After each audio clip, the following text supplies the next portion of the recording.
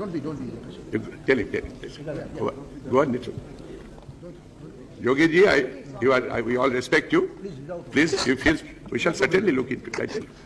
अध्यक्ष, मैं तीसरी बार गोरखपुर से लोकसभा सदस्य बना हूं। महोदय, पहली बार मैं 25,000 वोटों से जीता था, दूसरी बार 50,000 से जीता और तीसरी बार लगभग 1.5 लाख मतों से मैं गोरखपुर से चुनकर के आया हूं।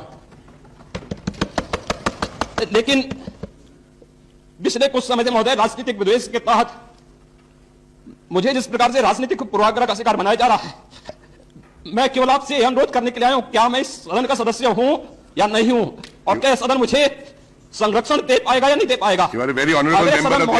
मुझे संरक्षण नहीं दे सकता है, तो मैं आज ही सदन को छोड़ करके वापस जाना चाहता हूं। छोड़िए सर, मैंने कोई महत्व नहीं रखता महोदय। मैंने अपने जीवन से संन्यास लिया है, अपने समाज के लिए। मैंने अपने परिवार को छोड़ा है, मैंने अपने माँ बाप को छोड़ा है, लेकिन आज मुझे अपराधी बनाया जा रहा है महोदय, केवल राजनीतिक पूर्वाग्रह के तहत। केवल इसलिए क्योंकि मैंने वहां पर भ्रष्टाचार के मामले उजागर किए थे, क्योंकि मैंने भारत नेपाल की सीमा पर आईएसआई और राष्ट्र विरोधी गतिविधियों के खिलाफ आवाज उठाई थी और सदन में बराबर उसके खिलाफ सदन का ध्यान आकर्षित करता रहा। मैं वहां पर भूखमरी से हो रही मौतों के खिलाफ प्रशासनिक भ्रष्टाचार को उठाता रहा। इसलिए मेरे खिलाफ महोदय सारे के सारे मामले बनाए गए और बनाए जा रहे हैं। मैंने जेल में मुझे 28 तारीख को निरुद्ध किया गया महोदय, 28 तारीख को मुझे जेल में निरुद्ध किया गया। उसकी सूचना इस सदन को गोरखपुर की ओर से गोरखपुर के जिला प्रशासन ने जो दी है वह भी मैं आपको बताना चाहता हूं। उन्होंने लिखा है कि श्री योगी आदित्यनाथ लोकसभा सदस्यों को शांति भंग की होने की आशंका में 28 जनवरी 2007 को दोपहर बाद सदर क्षेत्र गोरखपुर उत्तर प्रदेश में गिरफ्तार किया जाता है। महोदय, अगर शांति भंग की आशंका में मुझे गोरखपुर से लगभग 20 किलोमीटर दूर जब मैं गोरखपुर आ रहा होता हूं तब गिरफ्तार किया जाता है, तो फिर शांति भंग की आशंका में 107(16) के तहत 24 घंटे से अधिक कोई भी प्रशासन किसी भी व्यक्ति को अभियुक्त बना करके नहीं रख सकती। मुझे 11 दिनों तक गोरखपुर जेल में क्यों रखा गया? एक महोदय 11 दिनों तक गोरखपुर जेल में मुझे रखा गया।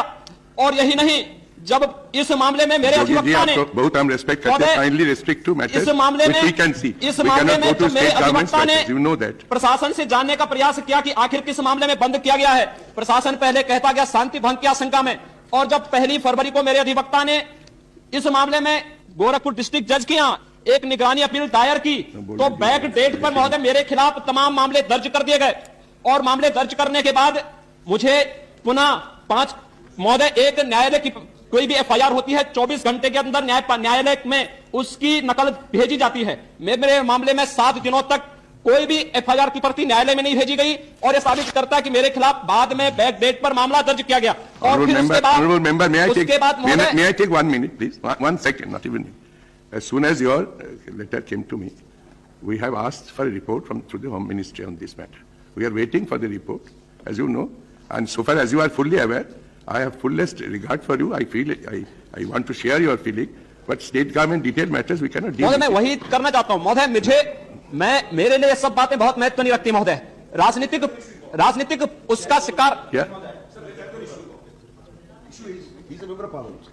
Should a member of parliament be treated in the way as has been done by Therefore, let us see. Mr. Dasgupta, you know very well.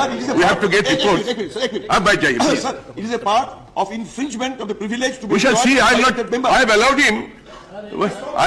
No, please. सदस्य के साथ ऐसा व्यवहार करना। देखिए, हमको देखने दीजिए।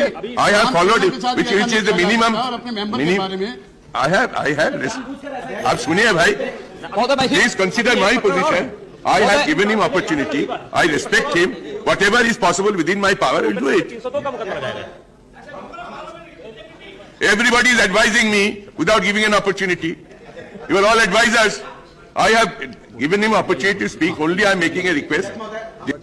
कि महोदय, क्या यह सदन हम सदस्यों को सुरक्षा प्रदान कर पाएगी, या फिर हम लोग भी महोदय इससे पहले कि सुनील महतो जैसे हादसे का शिकार हम लोग बने, किसी राजनीतिक षड्यंत्र का शिकार हम लोग बने, क्या सदन हम लोगों को संरक्षण दे सकता है, यही नहीं दे सकता है? यही मैं जानने के लिए आपके पास आया हूं। और महोदय, इस पर मैं आपको चाहता हूं कि आखिर राजनीतिक षड्यंत्रों का शिकार हम जैसे लोगों को कब तक बनाया जाता रहेगा? कब तक हम लोगों के वोट बनते रहेंगे, और कब तक ये अधिकारी, चंद भ्रष्ट अधिकारी, हम लोगों को अपने भ्रष्ट कारनामों को छुपाने के लिए अपना मोहरा बनाते रहेंगे? यही जानने के लिए मैं आया महोदय, और मैं आपका इसमें संरक्षण चाहता हूं कि इस मामले में जिन अधिकारियों ने, मैंने महोदय जेल के अंदर से, जेल के बाहर भी 6 फरवरी को, 12 फरवरी को और फिर 27 फरवरी को भी Yes, मैंने thank you. यहां पर विशेषाधिकार हनन की नोटिस दी है। महोदय, मैं इस मामले में आपका संरक्षण चाहता हूं और आपसे अनुरोध करना चाहता हूं कि इस मामले में जो दोषी अधिकारी, अगर महोदय मैं दोषी हूं, सदन मुझे दोषी ठहराएं, एक क्षण नहीं लगेगा महोदय। मैं इस प्रकार की राजनीति मेरे लिए कोई व्यवसाय नहीं है। सुनिए, राजनीति मैं मैं बोल चुका है।